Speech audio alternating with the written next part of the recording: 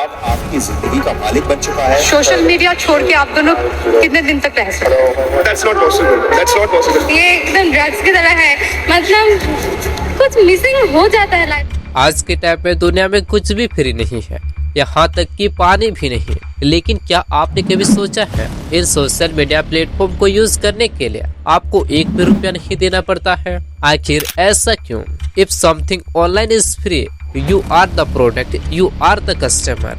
आज के टाइम में कोई अगर थोड़े समय के लिए भी बोर होता है तो वो तुरंत मोबाइल निकाल लेता है और इंस्टाग्राम में स्क्रॉल करना शुरू कर देता है। मुझे पता है कि इस वीडियो को भी सिर्फ 5 से 6% लोग ही पूरा देखेंगे, क्योंकि आज हमारा अटेंशन स्पैन काफी कम हो चुका है। जिस इंस्टाग्राम को तुम अपने टाइम पास के लिए यूज करते थे, आज वो तुम्हारी प्रोडक्टिविटी का सबसे बड़ा दुश्मन बन चुका है।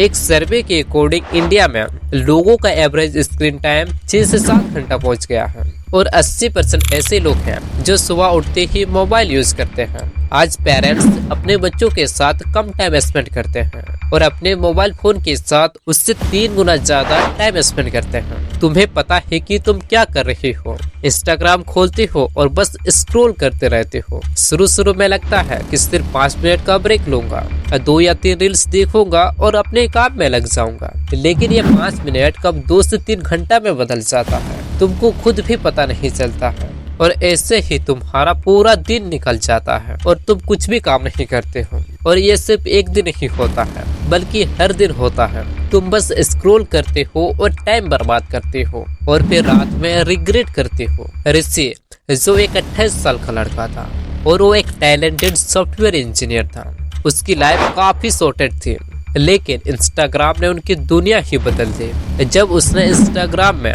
इन्फ्लुएंसर के लग्जरी लाइफस्टाइल को देखना शुरू किया तो उसने अपने आप को उन लोगों से कंपेयर करना स्टार्ट कर दिया, जिसकी वजह से उसे लगने लगा वो उनके सामने कुछ भी नहीं है और यही चीज उसे अंदर ही अंदर खोखला करने लगा और उदासी उसकी जिंदगी का हिस्सा बन गया। लेकिन कुछ दिन बाद वो भी उनके जैसा बनने की कोशिश करने लगा। ये EMI पे महंगे गैजेट लेने लगा, बड़े बड़े रेस्टोरेंट में डिनर करने लगा और वो उसकी फोटोज फेसबुक और इंस्टाग्राम में पोस्ट करने लगा। ऋषि को इंस्टाग्राम पे परफेक्ट लाइफस्टाइल दिखाने का इतना ऑब्सेशन हो गया कि वो हर रोज कुछ न कुछ महंगी चीजें खरीदने लगा। कभी एक्सपेंसिव गैजेट, कभी ब्रांडेड कपड़े, तो कभी लेविश वेकेशन। ये सब सिर्फ एक ही मकसद से था, इंस्टाग्राम में एक परफेक्ट लाइफस्टाइल दिखाना। लेकिन ये सब मेंटेन करने के लिए उसने अपने क्रेडिट कार्ड का बहुत ज्यादा यूज करने लग गया। हर महीने के लास्ट में सैलरी आती और पूरी की पूरी सैलरी क्रेडिट कार्ड के बिल चुकाने में चला जाता था और कुछ भी सेविंग नहीं बचती थी। सोशल मीडिया में खुद को अच्छे दिखाने के चक्कर में ऋषि ने अपनी असली जिंदगी के बैलेंस को खो दिया। वो लाइक और कमेंट के पीछे भागने लगा, लेकिन इस रेस में उसकी खुद की हैप्पीनेस और स्टेबिलिटी कहीं खो गई। ऐसे ही एक कहानी नोएडा में रहने वाले एक कपल की है। एक दिन पति ने पत्नी को इंस्टाग्राम चलाने से रोका, बस इसी छोटी सी बात को लेकर एक छोटा सा आर्ग्यूमेंट हुआ। लेकिन कभी किसी ने ये नहीं सोचा था कि इस छोटी सी बात का अंजाम इतना बुरा होगा। लेकिन कुछ ही घंटों बाद पत्नी ने अपने रूम में जाकर पंखे से लटक कर अपनी जान दे दी। सबसे ज्यादा हैरानी की बात तो ये है कि उसके 2 छोटे छोटे बच्चे थे। क्या हम सच में सोशल मीडिया के चक्कर में अपनी रियल लाइफ रिलेशनशिप और अपनी जिंदगी की वैल्यू खो रहे हैं? इंडिया में एक और शॉकिंग इंसिडेंट हुआ जो सोशल मीडिया के क्रेज का एक डार्क और दर्दनाक एग्जाम्पल है। एक कपल ने इंस्टाग्राम में रील्स बनाने और ट्रेंडी दिखाने के ऑब्सेशन में आईफोन खरीदने का सपना देखा, लेकिन उनके पास पैसे नहीं थे। तो उन्होंने क्या किया पता है? अपने ही 8 महीने के बच्चे को बेच दिया। A couple from West Bengal sold their 8-month-old son to buy an iPhone 14 for making reels on Instagram. आजकल लोग वर्चुअल वैलिडेशन के लिए अपनी असली जिंदगी और वैल्यू को दांव पर लगा रहे हैं। लोग इंस्टाग्राम में रील्स बनाने के क्रेज में कुछ भी करने के लिए तैयार हैं। कोई अपनी इज्जत दांव पे लगा रहा है तो कोई अपनी जिंदगी दांव पर लगा रहा है। लेकिन सवाल ये है कि आखिर लोग सोशल मीडिया के इतने एडिक्ट कैसे हो गए? आज के टाइम पर कुछ सोशल मीडिया प्लेटफॉर्म लोगों को पूरी तरह से कंट्रोल कर रही है। उसमें से कुछ सोशल मीडिया प्लेटफॉर्म ऐसे हैं आपकी प्राइवेसी का माँ बहन एक करके रख दिया है। और ये तीनों प्लेटफॉर्म मेटा कंपनी की है और इसके फाउंडर है मार्क जुकरबर्ग।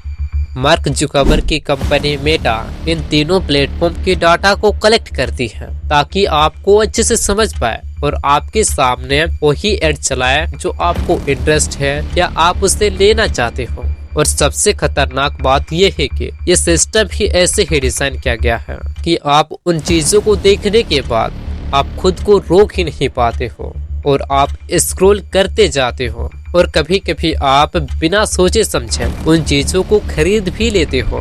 क्या आपने कभी नोटिस किया है कि आप अपने दोस्तों के साथ फोन पे किसी प्रोडक्ट के बारे में बात कर रहे हो और कुछ ही घंटों बाद वही प्रोडक्ट का एड या किसी और सोशल मीडिया प्लेटफॉर्म में दिख जाता है। ऐसा लगता है कि जैसे हमारा फोन हमारी बातें सुन रहा है। ऐसा ही होता है, फोन के माइक के जरिए या किसी और डिवाइस के जरिए हमारी बातें सुना जाता है।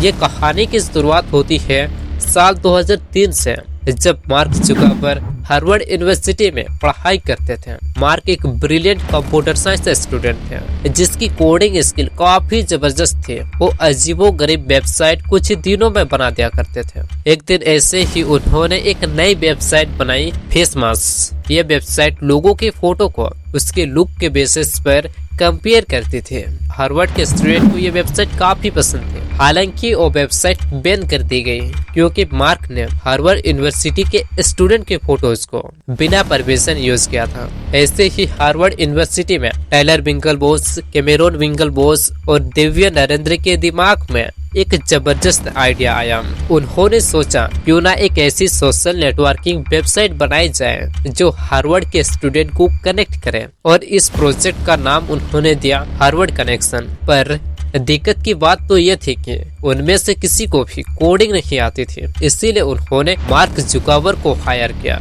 क्योंकि वो तीनों मार्क जुकरबर्ग की कोडिंग स्किल के बारे में जानते थे।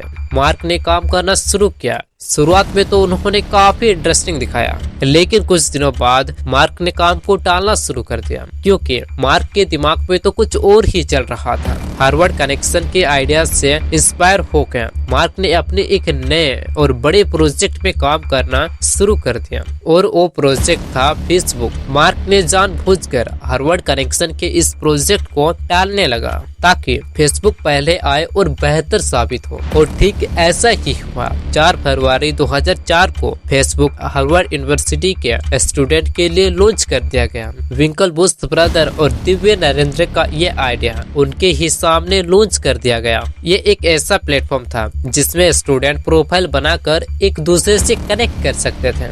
ये प्लेटफॉर्म हार्वर्ड कैंपस के बाहर भी वायरल होने लगा और धीरे धीरे ये हार्वर्ड के अलावा बाकी दूसरे कॉलेज में भी पॉपुलर हो गया, और देखते ही देखते ये पूरी दुनिया में पॉपुलर हो गया। लेकिन मार्क यही नहीं रुकने वाले थे। कहते हैं ना, once a cheater always a cheater. Mark Zuckerberg अपने कॉम्पिटिटर को या तो खरीद लेते हैं, और जो कंपनी बिकने के लिए रेडी नहीं होती है उसे एज इट इज कॉपी करके एक नया ऐप लॉन्च कर देते हैं और अपने कॉम्पिटिटर को जड़ से उखाड़ फेंकते हैं। और ऐसे ही मार्क ने इंस्टाग्राम को $1 बिलियन में खरीद लिया। इंस्टाग्राम का आइडिया केविन सेस्ट्रॉम और माइक क्रीगर के दिमाग में आया था। ये एक फोटो शेयरिंग ऐप थे जो अपने ब्यूटीफुल फिल्टर की वजह से सबका फेवरेट बन गया था। 2012 तक इंस्टाग्राम के पास 30 मिलियन यूजर थे, और ध्यान रहे तब तक इसका एंड्रॉइड वर्जन भी लॉन्च नहीं हुआ था। और जब अप्रैल 2012 में इंस्टाग्राम एंड्रॉइड के लिए लॉन्च हुए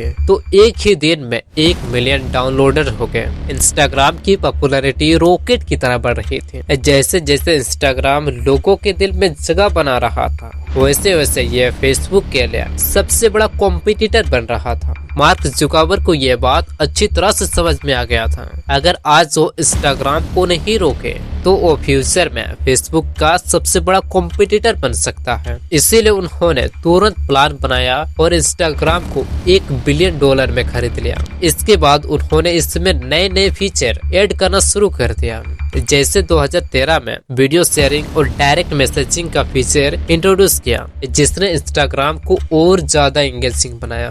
फिर 2016 में स्टोरी का फीचर लॉन्च किया, जो स्नैपचैट का डायरेक्ट कॉपी था। और जब टिकटॉक का रील्स वाला फीचर दुनिया भर में धमाका कर रहा था, तो इंस्टाग्राम ने उसे भी कॉपी करके लॉन्च कर दिया। आज जो ही इंस्टाग्राम लोगों के दिन रात का हिस्सा बन चुका है, लेकिन ये कहीं न कहीं लोगों को बर्बाद करने पर तुली है। जो इंस्टाग्राम रील्स कभी सिर्फ एंटरटेनमेंट का पार्ट था, आज वही एडिक्शन और मेंटल हेल्थ इश्यू का एक मेजर कारण बन चुका है। आज हम सोशल मीडिया में जिन इन्फ्लुएंसर को देखते हैं, उनकी लाइफ से अपनी लाइफ को कंपेयर करने लग जाते हैं। लेकिन इस बात को समझना जरूरी है, इंस्टाग्राम पर हर कोई सिर्फ अपने बेस्ट मोमेंट को ही शेयर करता है। उस फोटो और वीडियो के पीछे का स्ट्रगल, स्ट्रेस और रियलिटी कभी दिखाई ही नहीं देती है। इस इल्यूजन का इफेक्ट ये होता है कि आपको लगता है कि उसकी लाइफ परफेक्ट है और वो हमेशा खुश रहता है। ऐसे में जब आपको लगता है कि आप उन सब चीजों को अचीव नहीं कर पाओगे, तो ये आपकी सेल्फ एस्टीम और मेंटल हेल्थ पर नेगेटिव इम्पैक्ट पड़ता है। इंस्टाग्राम रील्स का एल्गोरिथम ही इस तरह से डिजाइन किया गया है कि यूजर मैक्सिमम टाइम इस प्लेटफॉर्म पर स्पेंड करें। जब भी आप एक रील स्क्रॉल करते हो, तो हर नए स्विप पर आपके दिमाग को एक डोपामिन हिट मिलता है, और ये डोपामिन आपके ब्रेन के रिवॉर्ड सिस्टम को एक्टिवेट करता है, जो आपको और ज्यादा स्क्रॉल करने पर मजबूर कर देता है। इंस्टाग्राम काफी हद तक एक सिगरेट की तरह काम करता है। जब पहली बार स्मोकिंग करने पर स्ट्रेस फ्री फील करवाता है, पर जब आदत बन जाती है तो नुकसान पहुंचाता है। वैसे इंस्टाग्राम पर भी 1-2 रील्स देखने पर स्ट्रेस फ्री फील करवाता है, पर जब आदत बन जाती है तो हमारे ब्रेन के लिए खतरा बन जाता है। जब तक ये आपके कंट्रोल में है तब तक ठीक है, लेकिन जब इंस्टाग्राम हर वक्त के लिए जरूरत बन जाती है तो ये प्रॉब्लम करना शुरू कर देती है। देखो, जब तक आप रील्स देखना बंद नहीं करोगे, तब तक आप किसी भी काम में फोकस नहीं कर पाओगे। फालतू ही सोशल मीडिया में अपना टाइम बर्बाद करने से अच्छा है उस टाइम को अपने काम पर लगाओ, खुद को इम्प्रूवमेंट करने पर लगाओ है। लेकिन नहीं, आपको तो सिर्फ रील्स देखना है और इंस्टाग्राम में खुद को बेहतर दिखाना है। आज लोग खुद को बेहतर बनाने में नहीं, बल्कि खुद को बेहतर दिखाने में फोकस कर रहा है। एक ऐसी चीज जो ज्यादा दिन तक नहीं टिकने वाली है। आज आपके पास इतने सारे अपॉर्चुनिटी हैं अपने आप को ग्रो करने की, कुछ नया सीखने की। अगर आज आप इस अपॉर्चुनिटी को मिस कर दोगे, तो कल जब समय हाथ से निकल जाएगा तब बस आप रिग्रेट करोगे। आप इस बात को याद रखो, आप सोशल मीडिया में खुद को बेहतर दिखाने के लिए आप जितना भी मेहनत कर लो, वो ज्यादा दिन तक नहीं रहने वाली है। लेकिन आज आप इन सोशल मीडिया का सही से यूज करना सीख गए, तो आप चाहे कहीं भी हो अपने आप को बेहतर बना सकते हो। आपने भी देखा होगा कितने लोग ऐसे हैं जो इसी सोशल मीडिया को यूज करके सक्सेसफुल बन गए। जो चीज आपके लिए डिस्ट्रैक्शन है, जो चीज आपको अपने गोल तक पहुंचने से रोक रही, वही चीजों को यूज करके कुछ लोग सक्सेसफुल बन रहे हैं। अगर आपको जॉब नहीं करना है तो कोई बात नहीं, लेकिन जो आपको अच्छा लगता है, जो आपके पैशन के करीब है, उस पर काम करो। मैं आपको इंस्टाग्राम चलाने से मना नहीं कर रहा हूँ, बिल्कुल चलाओ, लेकिन सिर्फ आप उन लोगों को फॉलो करो जो आपको आपके गोल तक पहुँचाने में हेल्प कर सके, जो आपको इंस्पायर करें, और आप जिनके जैसा बनना चाहते हो उसे फॉलो करो, ना कि रेंडमली किसी को भी फॉलो करना और उसके बेकार कंटेंट में उलझते रह जाना। इससे आपका टाइम और एनर्जी दोनों खत्म हो जाती है। सबसे जरूरी बात, इंस्टाग्राम को आप कंट्रोल करो, ना कि इंस्टाग्राम आपको कंट्रोल करे। अपना माइंडसेट स्ट्रॉन्ग करो और डिसाइड करो कि आपका टाइम और एनर्जी कहाँ लगानी है।